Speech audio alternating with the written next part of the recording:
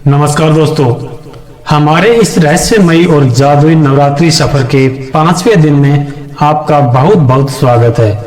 कल चौथे दिन की कहानी में हमने जाना था कि कैसे माता की एक छोटी सी और प्यारी मुस्कान ने इस पूरे ब्रह्मांड को, इस सूरज, चांद और तारों को पैदा कर दिया था। उस कहानी में हमें सिखाया था कि एक मुस्कान में कितनी बड़ी ताकत होती है। लेकिन दोस्तों, आज नवरात्रि का 5वां दिन है और आज की कहानी एक माँ के प्यार और उसके बेटे की बहादुरी की कहानी है। आज के दिन माता के जिस बहुत ही प्यारे और शक्तिशाली रूप की पूजा होती है, उनका नाम है माता शकंद माता। इस कहानी की शुरुआत होती है एक बहुत ही खूंखार और घमंडी राक्षस से, जिसका नाम था ताड़कासुर। ताड़कासुर कोई मामूली राक्षस नहीं था। उसने सालों तक बहुत ही कड़ी तपस्या की। उसकी तपस्या से खुश होकर ब्रह्मा भगवान ने उसके सामने आना पड़ा। ताड़कासुर बहुत चालाक था। उसने ब्रह्मा जी से वरदान मांगा कि इस पूरी दुनिया में कोई भी इंसान, देवता या जानवर उसे न मार सके। उसकी मौत सिर्फ और सिर्फ भगवान शिव के बेटे के हाथों ही हो। ताड़कासुर जानता था कि भगवान शिव तो एक साधु की तरह रहते हैं। वो हमेशा अपनी आंखें बंद करके गहरे ध्यान में खोए रहते हैं। ताड़कासुर को लगा कि भगवान शिव न तो कभी शादी करेंगे और न ही कभी उनका कोई बच्चा होगा। इसका मतलब था कि वह हमेशा के लिए अमर हो गया। वरदान मिलते ही ताड़कासुर ने पूरी दुनिया में तबाही मचा दी।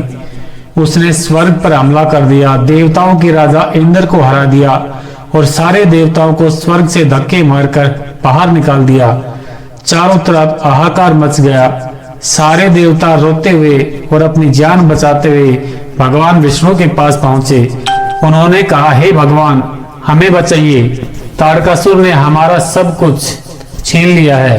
तब भगवान विष्णु ने उन्हें बताया कि इस राक्षस का अंत सिर्फ भगवान शिव का बेटा ही कर सकता है।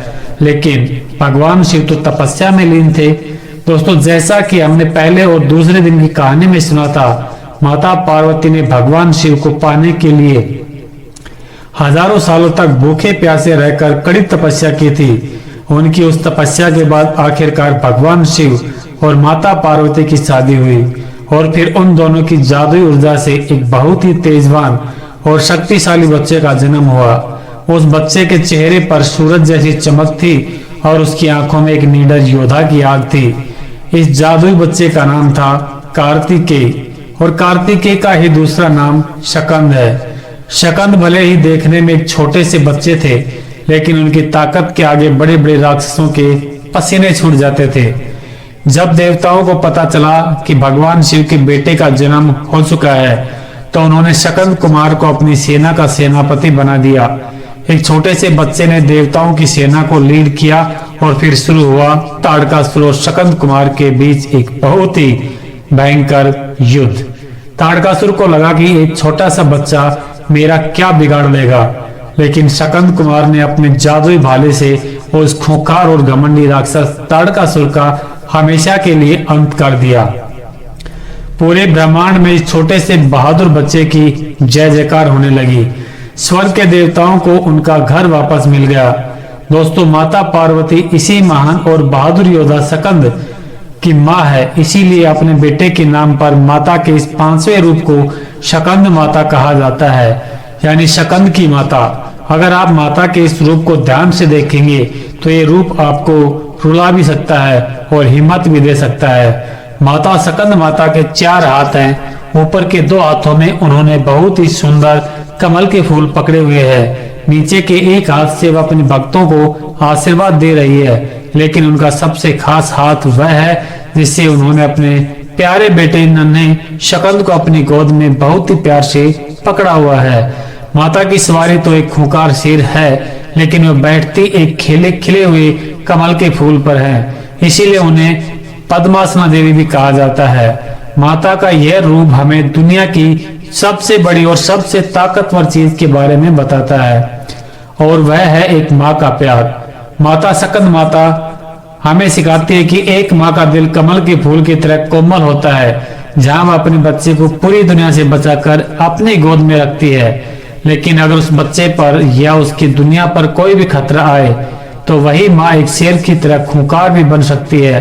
एक माँ अपने बच्चे के लिए पूरी दुनिया से लड़ सकती है।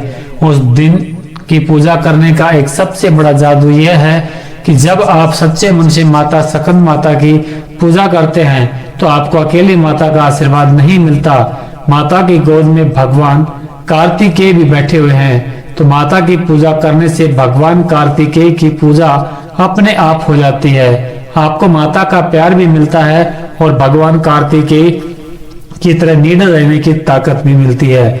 जो भी इंसान नवरात्रि की 5वें दिन माता स्कंद माता की एक कहानी सुनता है, माता रानी उसके जीवन में खुशियां भर देती है, उसकी हर इच्छा पूरी करती है और उसे अपने बच्चे की तरह हर मुश्किल से बचाती है। तो दोस्तों, ये थी हमारे नवरात्रि सफर के 5वें दिन की बहुत ही भावुक और बहादुरी से भरी कहानी। नन्हे कार्तिकेय ने ताड़कासुर को मार गिराया और माता ने अपने बेटे को सीने से लगा लिया। लेकिन क्या दुनिया में सारे राक्षस खत्म हो गए थे? जी नहीं, अब एक ऐसा राक्षस पैदा होने वाला था जिसे कोई इंसान, कोई देवता, यहाँ तक कि भगवान ब्रह्मा, विष्णु, महेश भी नहीं मार सकते थे। उस राक्षस का नाम था महिषासुर, जो एक बहुत ही विशाल और खूंखार भैंसे का रूप ले सकता था। जब सारे देवता हार गए तब महिषासुर का घमंड तोड़ने के लिए माता को अपना सबसे खतरनाक और सबसे गुस्से वाला रूप लेना पड़ा।